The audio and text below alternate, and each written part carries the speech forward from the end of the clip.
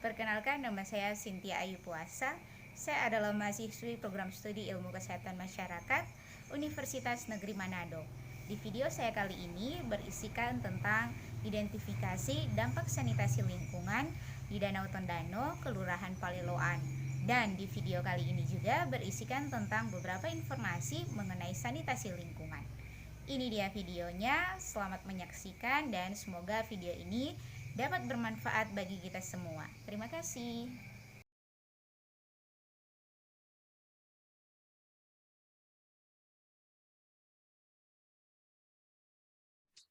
Apa itu sanitasi? Menurut Kamus Besar Bahasa Indonesia atau KBBI, adalah suatu usaha untuk membina dan menciptakan suatu keadaan yang baik di bidang kesehatan, terutama kesehatan masyarakat. Sanitasi erat hubungannya dengan kesehatan lingkungan, khususnya lingkungan fisik, tanah, air, udara.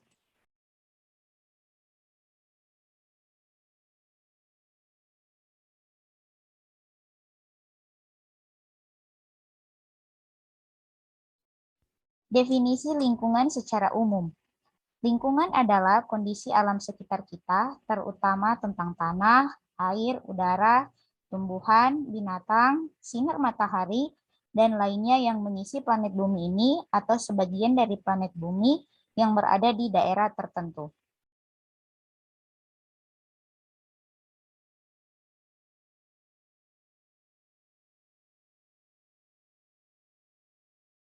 Menurut WHO, sanitasi lingkungan merupakan kegiatan yang ditunjukkan untuk meningkatkan dan mempertahankan standar kondisi lingkungan yang mendasar yang mempengaruhi kesejahteraan manusia.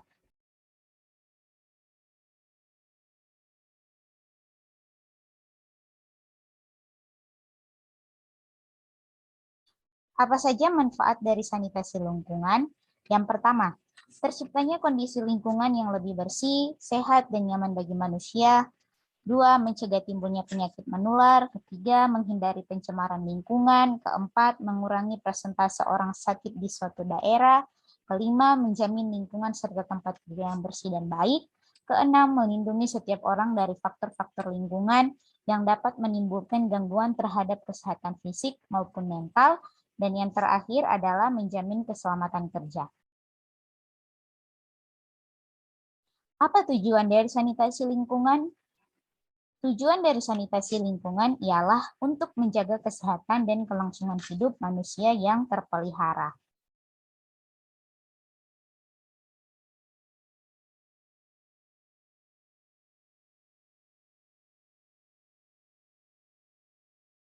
Apa saja jenis sanitasi lingkungan? Yang pertama ada sanitasi air, yang kedua ada sanitasi makanan,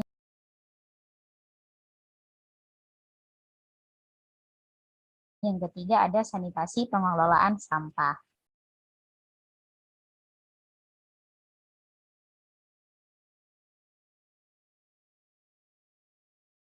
Apa itu sanitasi air?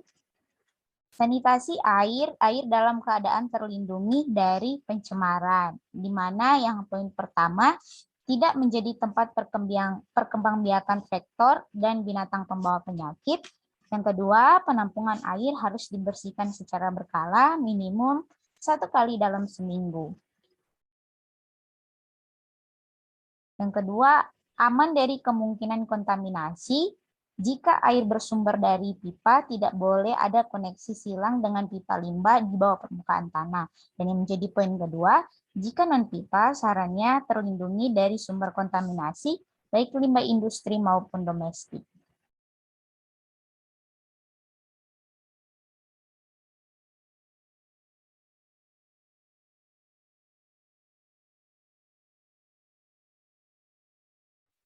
Apa itu sanitasi pengelolaan sampah?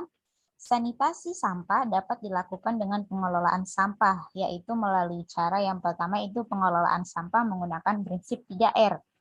Yang kedua, melakukan pemilahan sampah, dan yang ketiga, menjaga kebersihan tempat sampah.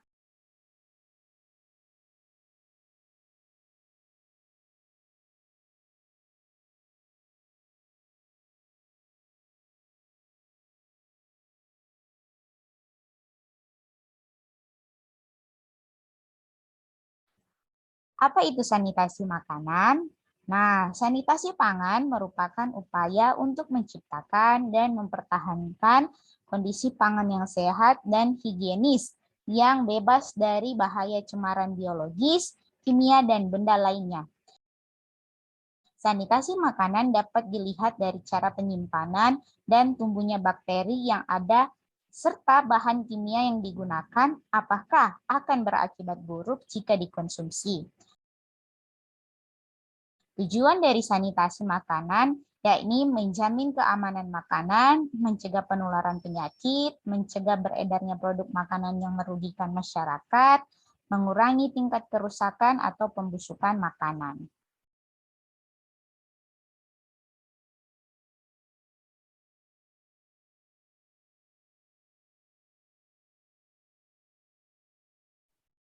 Baiklah teman-teman, inilah contoh dampak sanitasi lingkungan yang perlu perhatian di Danau Tondano, Kelurahan Paleloan.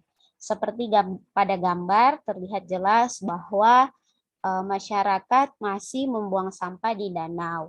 Teman-teman bisa melihat sendiri pada gambarnya. Dan ada juga bekas ranting pohon kering yang dibuang di danau dan sisa bangunan rumah dari masyarakat sekitar.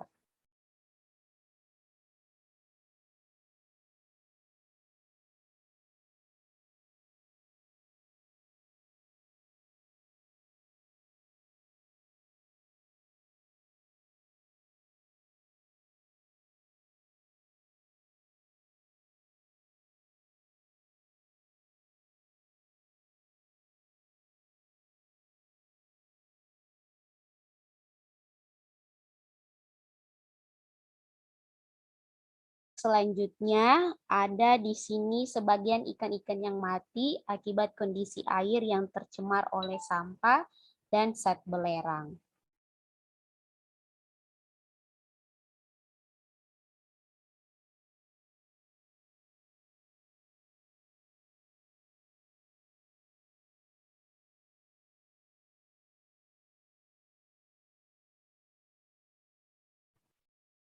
Dampak selanjutnya yang merupakan dampak sanitasi lingkungan yang memerlukan perhatian seperti kegiatan MCK, di mana masyarakat di sana yang menggunakan air danau sebagai sumbernya.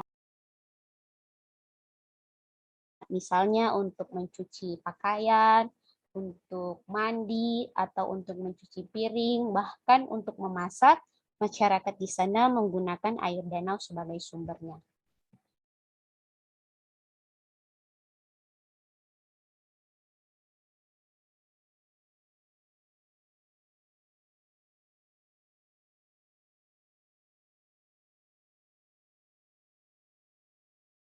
Dan selanjutnya ialah kesimpulan. Berdasarkan hasil studi kasus yang dilakukan di Danau Tondano, Kelurahan Paleloan, dapat dilihat sesuai dengan gambar tadi bahwa perlu ada perhatian baik dari masyarakat atau pemerintah sekitar untuk melakukan pembenahan atau perbaikan terhadap sanitasi di lingkungan sekitar Danau Tondano, agar dapat mengurangi dampak yang akan terjadi pada masyarakat itu sendiri atau terhadap lingkungan tersebut.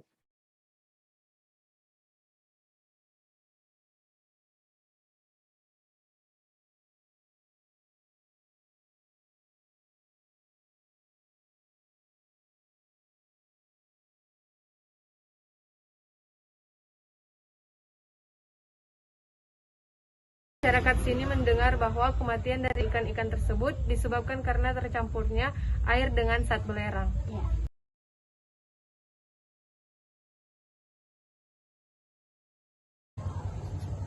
Pernah contohnya penyakit skabies.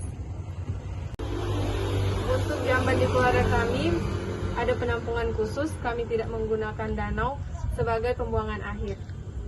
Untuk pengelolaan sampah di keluarga kami tidak dibuang di danau, melainkan dibakar. Untuk kehidupan sehari-hari kami menggunakan air yang bersumber dari danau untuk kehidupan sehari-hari.